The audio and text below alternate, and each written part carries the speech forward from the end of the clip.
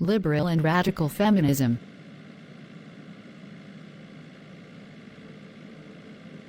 At the risk of appearing disrespectful, let me say that the best way to understand equal opportunity is to use the public toilet. Sometimes a gross approach can best clarify a subtle issue. Through the example of how society is organized to provide men and women with the capacity to relieve themselves, we can understand what it takes, as a more general error matter, to provide members of different social groups with authentic equal opportunity. In many public buildings, the amount of floor area dedicated for the men's room and the women's room is the same. The prevailing public bathroom doctrine in the U.S. is one of segregation among the genders, but with equality the guiding ideology. In some jurisdictions, this square footage equality is enshrined in law. Such an arrangement follows the dictum that equality can be achieved only by policies that are gender blind, or color blind, or ethnic blind in the allocation of a public resource. To give less to women, or blacks or Hispanics, would be discrimination. To give more would be reverse discrimination. Women and men have the same proportion of a building to use as restrooms. Presumably this should provide members of both genders with equal opportunity for dealing with their bodily needs in a timely and convenient way. The trouble with this sort of equality is that, being blind, it fails to recognize differences between men as a group and women as a group. These differences are not amenable to easy change. Part of women's demand for bathrooms cannot exist for men, because only women menstruate. Women make trips to the restroom to secure hygienic and socially appropriate adaptations to this physical fact. And because men's physiology suits them for the use of urinals, a large number of men can be serviced by a relatively small physical space. Women in our society use toilets to urinate, and toilets require a larger area than urinals. By creating men's and women's rooms of the same size, society guarantees that individual women will be worse off than individual men. By distributing a resource equally, an unequal result is structurally guaranteed. The consequences are easily visible at intermission time, whenever men and women congregate in theater lobbies. When the house is full, the women form a waiting line in front of the bathroom, while the men do their business without delay. Women experience discomfort and are excluded from conversations that occur under more solitary conditions elsewhere in the lobby. If toward the rear of the line, women may experience anxiety that they will miss the curtain rise. Indeed, they may arrive too late to be seated for the opening scene, dance routine, or orchestral movement. Their late arrival is easily taken by others, particularly men, as evidence of characterological slowness or preoccupation with primping and powder room gossip. All these difficulties are built into the structure of the situation. Equality of square feet to the genders delivers women special burdens of physical discomfort, social disadvantage, psychological anxiety, compromised access to the full product, the performance, and public ridicule. An obvious solution, what I'll call the liberal policy, is to make women's rooms larger than men's. Women's bathrooms need to be big enough to get women in and out as quickly as men's bathrooms get men in and out. No more and no less. A little applied sociological research in various types of settings would establish the appropriate ratios needed to accomplish such gender equality. An alternative solution, one I'll call conservative, would be for women to change the way they do things, rather than for society to change the structuring of restroom space. There is no need to overturn the principle of equality of square footage among the genders. Instead, women need to use their allotted square footage more efficiently. If women truly want to relieve themselves as efficiently as men, they can take some initiative. Options do exist short of biological alteration. While women may not be capable of adapting to urinals, they could relieve themselves by squatting over a common trough. This would save some space, perhaps enough to achieve efficiency parity with men. Women are not physically bound to use up so many square feet. It is a cultural issue, and in this case the problem derives from a faulty element of women's culture. It is not physiologically given that each woman should have her own cubicle, much less her own toilet, or that she should sit rather than squat. This joins the issue well. Should women be forced to change, or should the burden be placed on men who may have to give up some of their own square footage so that women might have more? The response from the liberal camp is that even if women's spatial needs are cultural, these needs should be recognized and indulged. Cultural notions of privacy and modes of using toilets were not arrived at by women in isolation from men. Men's conceptions of decency, at least as much as women's, encourage women to be physically modest and demure. Men's recurring violence toward women encourages bathroom segregation in the first instance, because segregation makes it easier for potential assailants to be spotted as out of place. Providing women with latched cubicles provides a further bit of security in a world made less secure by men. Thus, prescriptions of dignity and protections from assault come from the common culture produced by women and men. Whatever their origins, these cultural imperatives have become a real force and are sustained by continuing pressures on women's lives. Until this common culture is itself transformed, U.S. women cannot become as efficient as Tiwi women in their capacity to urinate in public settings, regardless of the efficiency advantages. On the other hand, altering the spatial allocations for men's and women's bathrooms is relatively simple and inexpensive. It becomes harder to be a liberal as the weight of cultural imperative seems to lighten. Suppose, for example, that a part of the reason for the line in front of the ladies' room is, in fact, a tendency for women to primp longer than men or to gossip among one another at the sinks, although the lines in front of toilet stalls would belie such an assumption. Should vanity and sociability be subsidized at the expense of the larger community? But here again, the culture that men and women have produced in common becomes relevant. Perhaps, women take a powder to escape the oppression of men, using the restroom as a refuge from social conditions imposed by the dominant gender. Perhaps the need to look lovely, every moment and in every way, is created by men's need to display a public companion whose makeup is flawless, whose head has every hair in place, and whose body is perfectly scented. Women are driven to decorate themselves as men's commodities, and the consequence is bathroom demand. Should men pay for this service through sacrificing their own square footage, or should women adjust by waiting in line and climbing all over one another for a patch of the vanity mirror? Again, it turns on who should change what. The conservative answer might be for women to give up primping, but that would fly in the face of the demand, also championed by conservatives, that women's cultural role is to be beautiful for their men. Although not because they wish to increase restroom efficiency, radical feminists have argued that women should ease up on their beauty treatments, precisely because it ratifies their subservience to men and deflects them from success in occupational and other realms. But again, the liberal view holds appeal, at least until the transition to feminism. The existing cultural arrangement necessitates an asymmetric distribution of space to provide equality of opportunity among the genders. As the issues become subtle, reasonable people come to disagree on who should do what and what community expense should be incurred to achieve parity. Such controversy stems from the effort to provide equal opportunity for individuals by taking into account differences among groups. The same problem arises no matter what the issue and no matter what the group.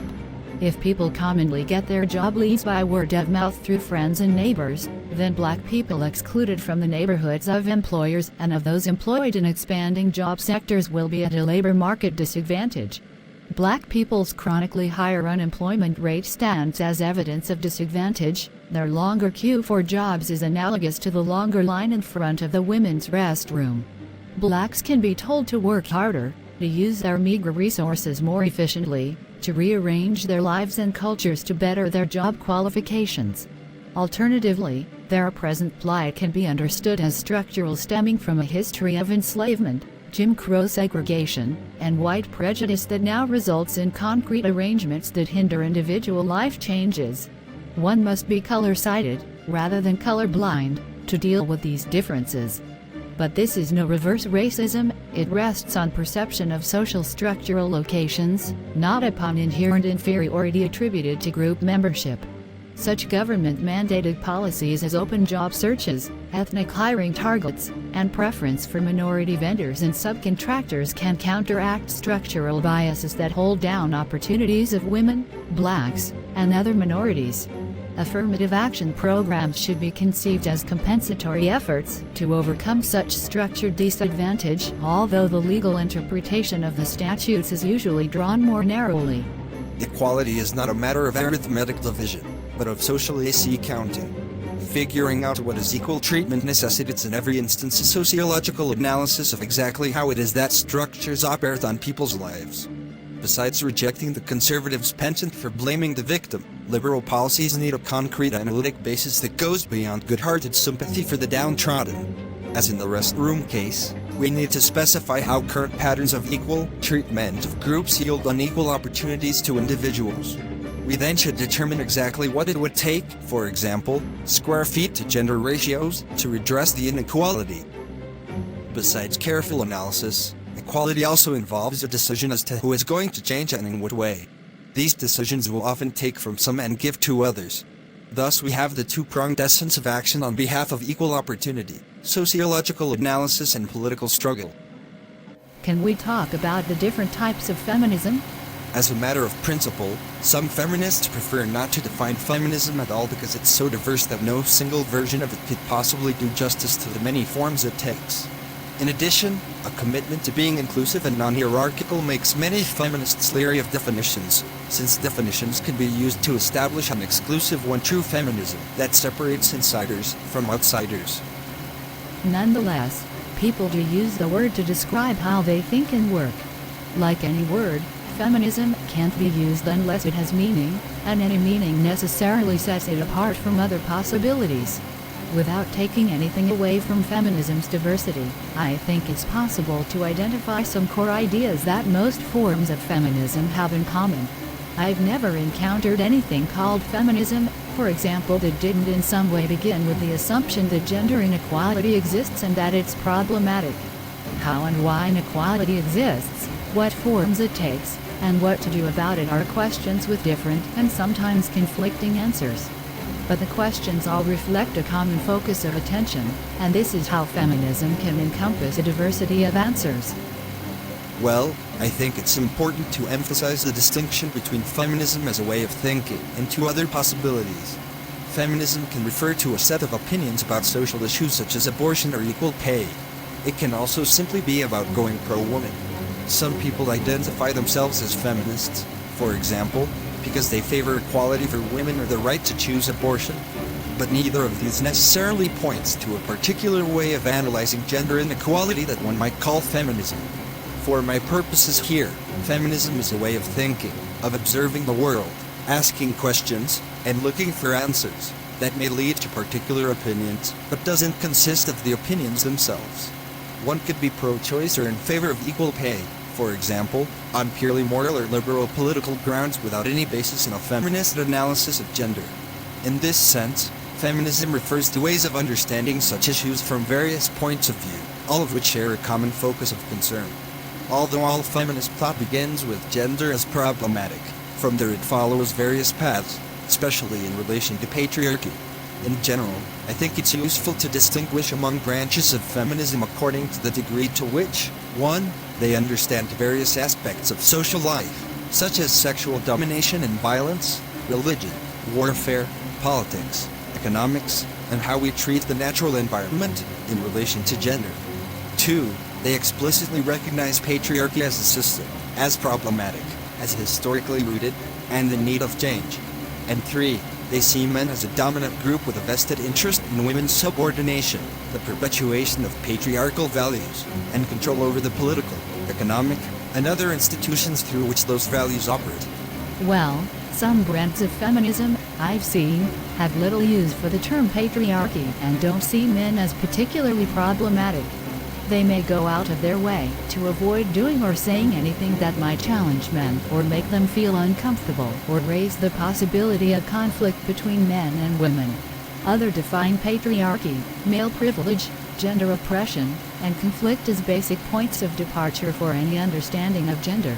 In some cases the focus of change is quite narrow, as it was in the turn-of-the-century struggle for women's suffrage, while in others, such as ecofeminism of feminist spirituality, the focus is often global change spanning multiple dimensions of human experience. Yeah, but most feminist work draws to varying degrees on a handful of major approaches to gender that usually go by the names of liberal, radical, Marchand, and socialist feminism. These aren't the only kinds of feminist thought. Psychoanalytic and postmodern feminism are two notable additions to the list, but they certainly have played a part in most attempts to understand and do something about patriarchy and its consequences. They also aren't mutually exclusive.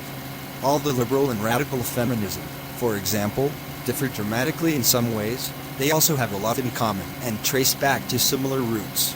As such, liberal, socialist, Martian, and radical aren't little boxes into which feminists can neatly and unambiguously fit themselves. If I try to identify the feminist approaches that have shaped the writing of this paper, for example, I'd find them all in one way or another, even though I lean more towards some than others. It helps, then, to think of various feminist approaches as threads woven together to form a whole. While the threads are distinctive in many ways, they are strongest in relation to one another. Can you explain liberal feminism? The basic idea behind liberal feminism, and liberal thinking in general, is that humans are rational beings who, with enough knowledge and opportunity, will realize their potential as individuals to the benefit of themselves and society as a whole. Things go wrong primarily through ignorance, bad socialization, and limited access to opportunities. Equality of opportunity and freedom of choice are seen as the bedrock of individual well-being, which in turn makes possible an enlightened society and progressive social change. Liberalism assumes that the individual person is the highest good and the key to social life. From this perspective, societies are little more than collections of people making choices, and social change is largely a matter of changing how individuals think and behave, especially through education and other means of enlightenment. From a liberal feminist perspective, the main gender problem is that prejudice, value, and the norms deny women equal access to the opportunities, resources, and rewards that society offers. Forcing women to choose between childcare and employment, excluding women from positions of authority in economic, political, religious, and other orgs, segregating women in the job market, from the pink-collar ghetto to exclusion from the Catholic priesthood and combat roles in the military, devaluing, objectifying, and portraying women as inferior in a wide variety of cultural stereotypes, and socializing women and men in ways that enhance male privilege and female subordination are all identified as central to gender equality. Well, it sounds like the liberal feminist solution is to remove the barriers to women's freedom of choice and equal participation, from restrictions on reproductive control to proving they care to breaking the glass ceiling at work. The liberal method is to persuade people to change by challenging sexist stereotypes and demanding equal access and treatment.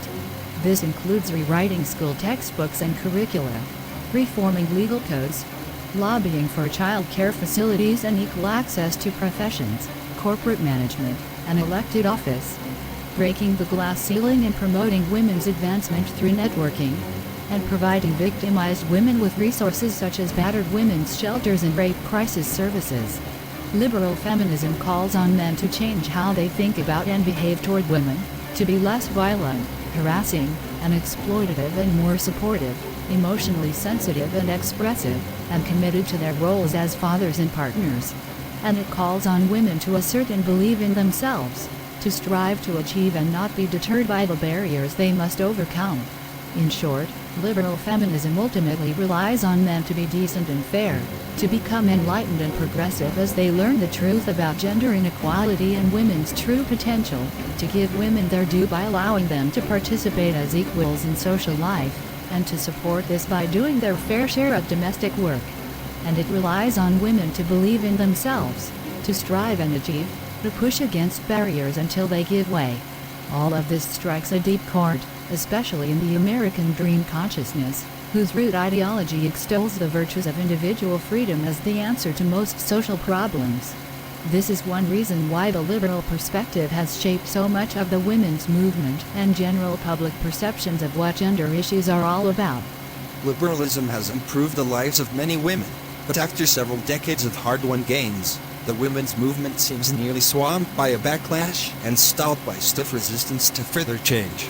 A recent study conducted by the U.S. Department of Labor's Women's Bureau, for example, found that a majority of working women, and especially women of color, continue to be devalued, underpaid, and not taken seriously, and still struggle with the demands of domestic responsibilities with little help from employers, government, or most important, husbands.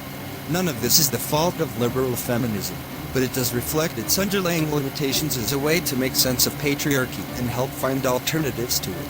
A basic problem with liberal feminism and liberalism in general is that its intense focus on the individual blinds it to the power of social systems.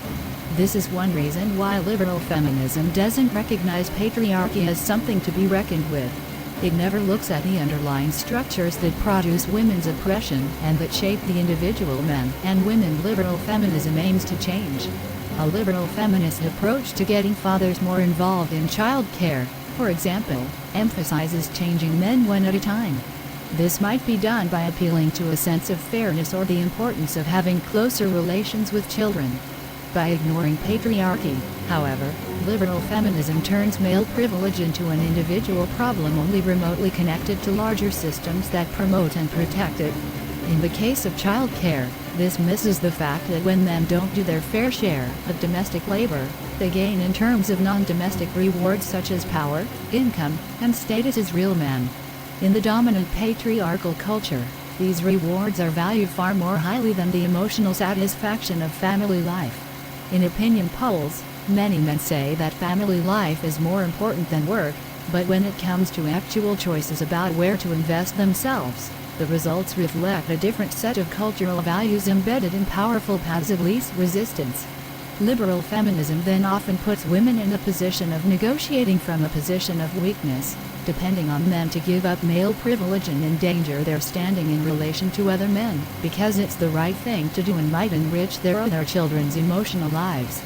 Liberal feminism's individualism also backs us into a no-win position between denying that patriarchy even exists, on the one hand, and claiming that all men are engaged in a conspiracy to oppress women on the other. If nothing significant exists beyond the rational individual, then by definition the only thing larger than ourselves that we might participate in is a conspiracy or other form of deliberate planning among individuals. Since it's easy to refute the existence of a massive conspiracy in which men gather to plot a patriarchal future, any kind of systemic understanding of gender privilege and oppression becomes virtually impossible, as does the hope of doing much about it. Liberal feminism is also limited by its ahistorical character.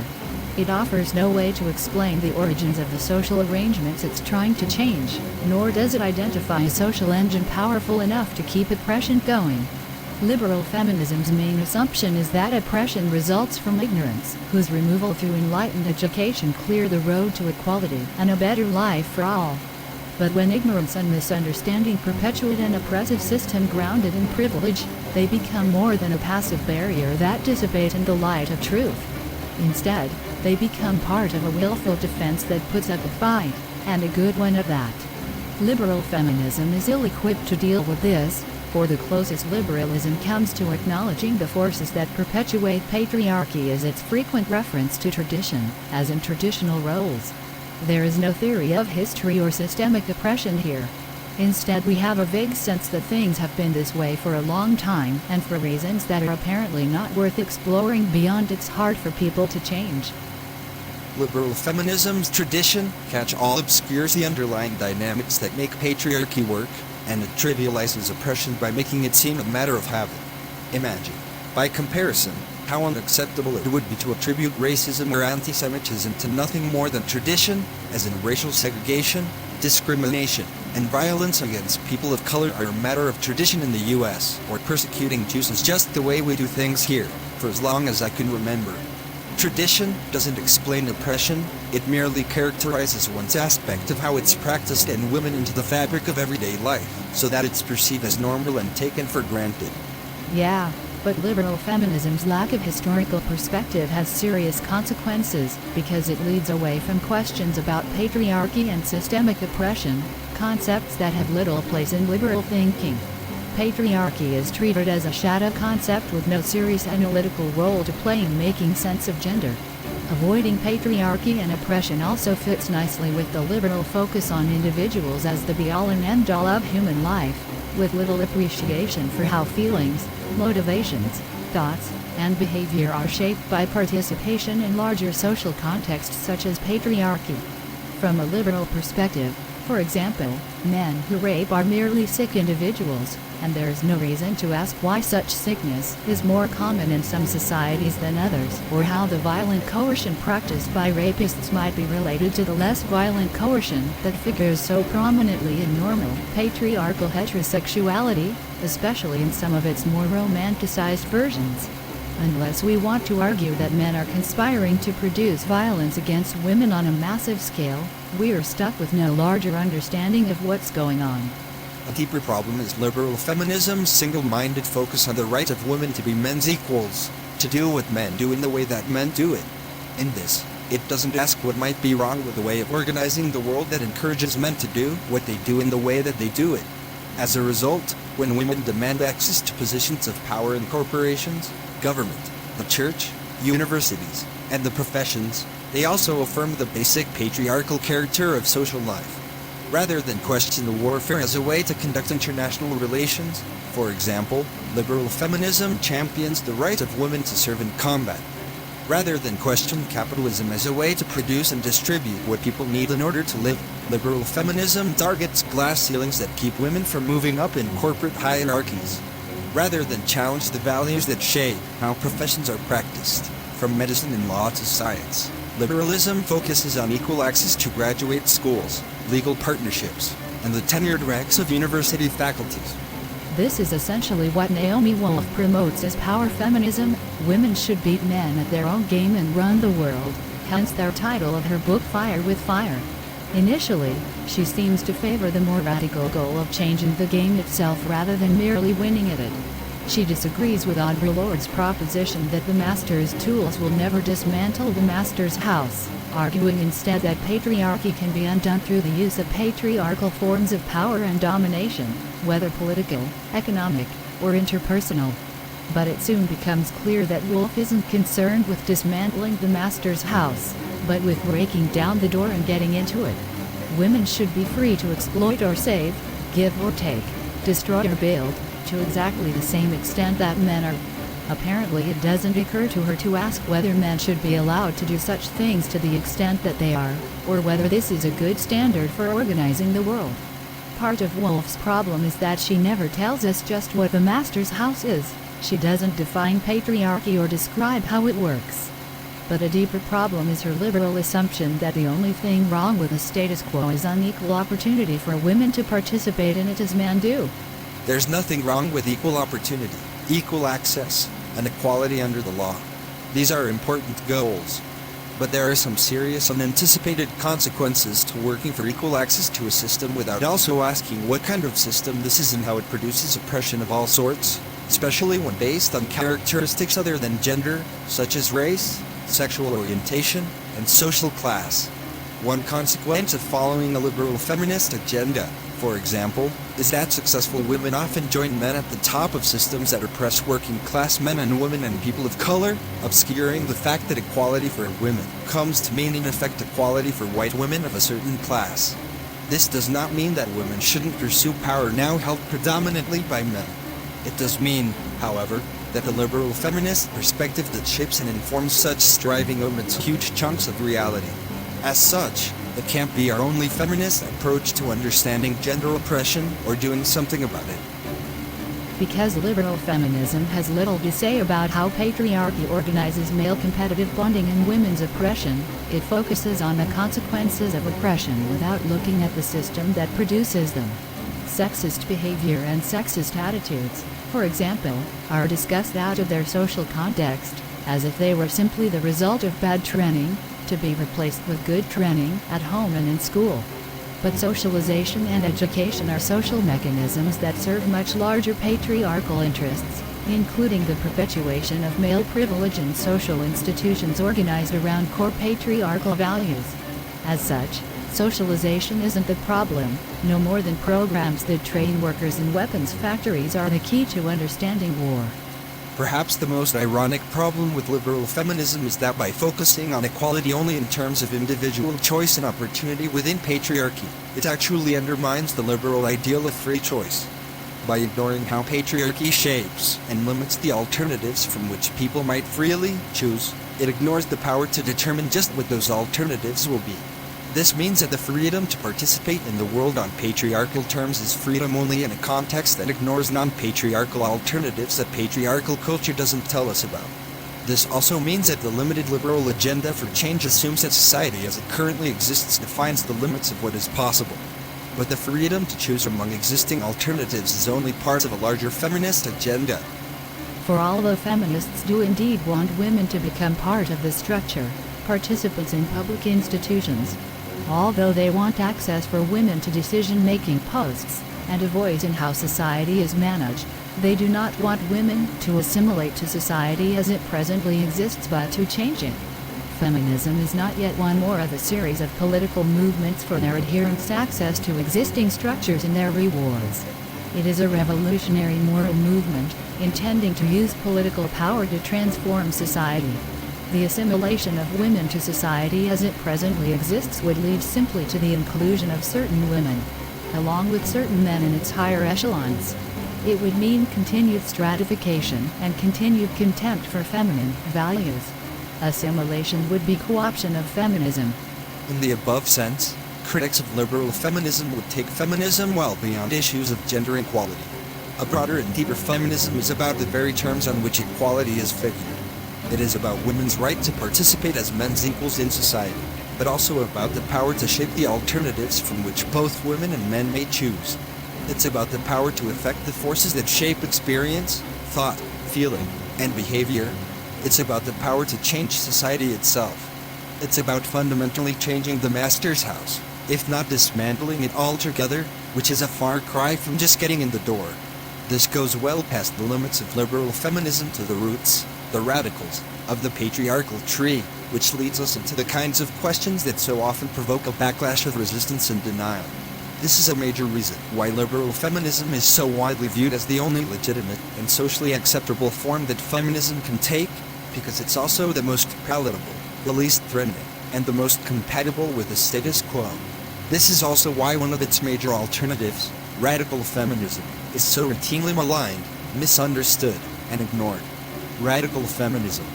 As we move toward more radical areas of feminist thought, the landscape is taken up with far more than issues like sexist attitudes and unequal pay.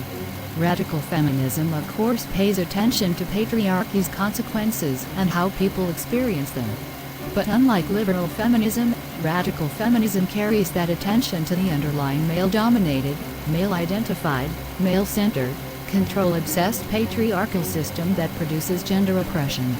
Radical feminism aims to make sense of patriarchy in relation to history and social contexts that help explain not only where it came from, but how and why it persists and affects us so deeply. Yeah, male violence against women is more than an individual male pathology. It is also a path of least resistance that patriarchy provides for men to follow and for women to accept. From a radical perspective, that path doesn't exist in isolation from the rest of social life, but is rooted in and helps to maintain male privilege and patriarchy as a system. In similar ways, a radical perspective on family divisions of labor that still saddle women with most domestic work is quite different from a liberal view. Radical feminism sees this as more than tradition or an expression of female and male personality tendencies or lack of appropriate training or encouragement for men. The family is an institution with a complex history as a vehicle for keeping women in their place, and men's resistance to domestic labor has been an important part of that dynamic. Whatever reasons individual men may offer for not doing childcare and housework, it is rooted in male privilege, and its cumulative effect is to reinforce that privilege. The connection with male privilege also appears in a radical analysis of things as mundane as how difficult it is for women and men to communicate with each other. From Tannen's liberal feminist perspective, for example, power and control are secondary issues in gender communication. The real problem is that men and women speak different languages and use different styles that reflect men's concern with status and women's concern with intimacy and relationships. Tannen believes that the styles are different but equally valid and result from being socialized into different cultures, each with its own traditions. If men interrupt and otherwise dominate conversation, for example, it's because that's their way, just as the Spanish enjoy siesta and Japanese traditionally remove their shoes before entering a house. Since there is a lot of pressure these days to respect cultural differences, Tannen's somewhat anthropological approach to gender dynamics tends to make it off limits to criticism. Her perspective offers some comfort to those feeling stressed from gender conflict. There's no problem here that can't be cured with a good dose of education and tolerance for differences, the classic liberal remedy for just about everything. But the comfort masks the messier reality that men and women don't grow up in separate cultures in any sense of the term but share common family, school, and work environments, and swim in the same cultural sea of media imagery. However soothing it might be to think of gender issues as a matter of East meets West, it simply isn't so. A radical critique of Tanen's feminism might begin with her liberal preoccupation with individual motives and how she confuses these with social consequences. Tanen bends over backward to discourage women's anger at men who behave in dominating, aggressive ways, arguing that men don't mean to be this way. What she misses is that a hallmark of privilege is not having to mean it in order to exercise or benefit from socially bestowed privilege, whether it be taking up conversational space or being taken more seriously and given more credit for new ideas. Awareness and intention require commitment and work, in comparison to which arrogance or innocence is relatively easy. And when men's conversational style promotes privilege, whether it's intended or not is irrelevant to the social consequences that result. If anything, men's lack of intent makes change even more difficult, because it reflects how far they have to go to even be aware of what they're doing and why it matters. This is why liberalism's intense focus on the individual is so limited. We can be so preoccupied with individual guilt, blame, and purity that we don't realize that participating in the social production of bad consequences doesn't require us to know what we're doing or, in particular, to intend bad results. I know that a radical perspective assumes from the start that patriarchy is real, that it doesn't spring from some vague wellspring of cultural tradition, and that it sets men and women fundamentally at odds with one another, regardless of how they might feel about it as individuals. Radical feminism's historical perspective identifies patriarchy as the first oppressive system, the originator of the religion of control, power, and fear that provided a model for other forms of oppression. As such, patriarchy is also the most deeply rooted and pervasive form of oppression and the most resistant to change. It manifests itself in every aspect of social life, making women's oppression and social oppression in general a part of something much larger and deeper than what they may appear to be within the rhythms of everyday life. Since radical feminism takes patriarchy and gender oppression to be real, it looks hard at men as the prime beneficiaries and enforcers of the patriarchal order. Regardless of how individual men may behave or see themselves, they participate in a system that grants them gender privilege at the expense of women and encourages them to protect and take advantage of it. The truth of this can be seen not only in obviously sexist men, but in men who consider themselves sensitive to gender issues and supportive of the women's movement, for all too often they do little about it. Sometimes known as sensitive New Age guys, these men rarely take the initiative to learn more about patriarchy or their participation in it. They don't speak out publicly against women's oppression, and they don't confront other men about sexist behavior. They may protest that they don't want women to be oppressed and hate the idea of benefiting from it, but they also show little interest in making themselves uncomfortable to the extent of confronting the reality of what's going on beyond the pale of their good intentions. Unless prodded into action by women, most men choose to leave things as they are, which, by default, includes their unearned gender privilege. This is especially striking when it appears in men whose politics are otherwise progressively left. In fact, radical feminism emerged from women's experience in New Left civil rights and anti-war movements of the 1960s, in which male colleagues often treated them as subordinate, objectified others whose primary purpose was to meet men's needs. The distinction between liberal and radical feminism is important not because one is right and the other is wrong, but because they focus on different kinds of questions and problems. As a result, they also lead to different kinds of answers and solutions. Liberal feminism, for example, tends to interpret sexist stereotypes as false beliefs and bad attitudes that can be corrected through exposure to the truth. The belief that women are weak and dependent, for example, can be undone by showing people how strong and independent women can be. Male attitudes of contemptuous superiority can be changed by making men aware of how injurious, unfair, and groundless such views are. Radical feminism, however, reminds us that negative stereotypes about women don't exist in a vacuum. Especially when something is so pervasive in a society, we have to ask what social purpose it serves beyond the motives and intentions of individuals. Whose interests does sexism support, and what kind of social order does it perpetuate? From this perspective, misogyny and other forms of sexism are more than mistaken ideas and bad attitudes. They are also part of a cultural ideology that serves male privilege and supports women's subordination.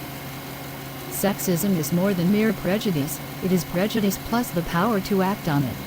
The belief that women are weak and dependent, for example, and the cultural identification of strength and independence with maleness combine to make women's strength and independence invisible. It masks most men's essential vulnerability and dependence on women, and it promotes the illusion that men are in control, all of which are keys to maintaining patriarchy.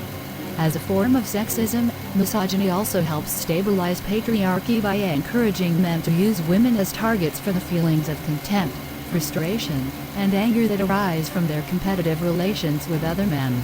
Patriarchy sets men against other men, but it also rests on male solidarity in relation to women. Using women as scapegoats for negative feelings maintains this delicate balance while minimizing the personal risk to men. Because radical and liberal perspectives interpret sexism differently, they also suggest different solutions to it. From a radical perspective, the liberal reliance on socialization is short-sighted and futile, for anything that truly undermines the definition of women as inferior and men as superior challenges the entire patriarchal system, and therefore will provoke resistance. By itself, socialization won't bring about fundamental change because families, schools, and other agents of socialization are dedicated to raising children who will be accepted and succeed in society as it is, not risk living their lives in the shunned status of troublemaker or radical. This is what makes liberal feminism so appealing, and also what limits its ability to create fundamental change. After decades of liberal feminist activism, for example, a small minority of elite women have been allowed to embrace patriarchal masculine values and achieve some success in male-identified occupations. But for women as a group, sexism still abounds. The problem isn't how we train children to fit into the world. The problem is the world into which we fit them and into which they'll feel compelled to fit if they're going to get along and succeed. If sexism reflected no more than the need for the light of truth to shine on the reality of men and women as they are, then it wouldn't have much of a future, given how much knowledge is readily available. But sexism isn't simply about individual enlightenment. It isn't a personality problem or a bad habit. Sexism is rooted in a social reality that underpins male privilege and gender oppression. Sexism isn't going to disappear from patriarchal culture through appeals to people's sense of fairness and decency, or their ability to distinguish stereotypes from the facts of who people are. For all its limitations, or perhaps because of them, liberal feminism is all that most people actually know of feminist thought, and it therefore defines gender issues in public discussion. Radical feminism is virtually invisible in the mainstream except for the occasional distorted soundbite references to its most provocative expressions or its ideas taken out of context. As a result, radical feminism is known primarily as an attitude, such as man-hating, or as rigid orthodoxy, only lesbians are real feminists, or as a form of essentialism, women are superior and ought to rule the world. To be sure, all of these can be found somewhere in feminist writings, but they pale beside the overwhelming bulk of the radical analysis of patriarchy, whose insights can help both men and women work for something better. Liberal feminism has more popular appeal than radical feminism, because it focuses on gender without confronting the reality of patriarchal oppression and without seriously threatening male privilege. It avoids the uncomfortable work of challenging men to take some responsibility for patriarchy rather than merely being sensitive to women's issues or helping women out with domestic responsibilities when it suits them. And liberal feminism allows us to stay within the relatively comfortable familiarity of an individualistic, psychological framework in which individual pathology and change are the answer to every problem. Under the liberal umbrella, women can confront themselves with the idea that the men in their lives are personally okay and uninvolved in gender oppression or male privilege. Successful women can enjoy their status without having to question the patriarchal terms on which they achieved it, except when criticizing victim feminists who spoil things by calling attention to patriarchy and what it does to women. Men can reassure themselves that so long as they don't behave with conscious malevolence toward women, they aren't part of the problem.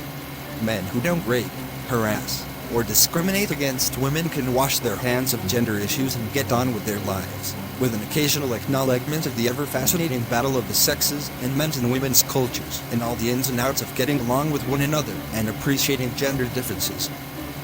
Radical feminism is avoided, dismissed, and attacked precisely because it raises critical questions that most people would rather ignore in the hope that they will go away. Radical feminism forces us to confront relationships that most men and women depend on to meet their needs. It challenges us to see how patriarchy divides women and men into subordinate and dominant groups with different interests that put them at odds with one another. And it violates one of patriarchy's core principles by daring to place women rather than men at the center of the discussion, focusing women's energy on themselves and other women, and encouraging even heterosexual women to identify with women rather than with a male-identified system that marginalizes and oppresses them. It shouldn't surprise us, then, that the mass media and so many people are content to settle for negative caricatures of radical feminism, to make feminist plot invisible, discredited, and ghettoized in the underground press and the shelves of alternative bookstores. But liberalism isn't enough to work our way out of patriarchy, because it can't provide a clear view of patriarchy and how it works. We wind up in wolf's confusion between dismantling the master's house and getting into it, a confusion based on having no clear idea of just what the master's house is or what it would mean to dismantle it. To change the system, we can't just focus on individuals. We also have to find ways to focus on the system, and for that we have to go to its roots, which is what radical feminism is all about. A purely liberal approach to gender, or to race or class or any other form of oppression, can take us just so far, as is painfully clear from the current anti-feminist backlash, a stalled civil rights movement, and a resurgence of anti-Semitism, xenophobia, and racism both in the US and in Europe. Liberalism is a crucial first step in the journey away from oppressive systems. But that's all that it is, because it can take us only as far as the system will allow, and in oppressive systems that isn't far enough. This video was prepared by Dr. Mike in 2022.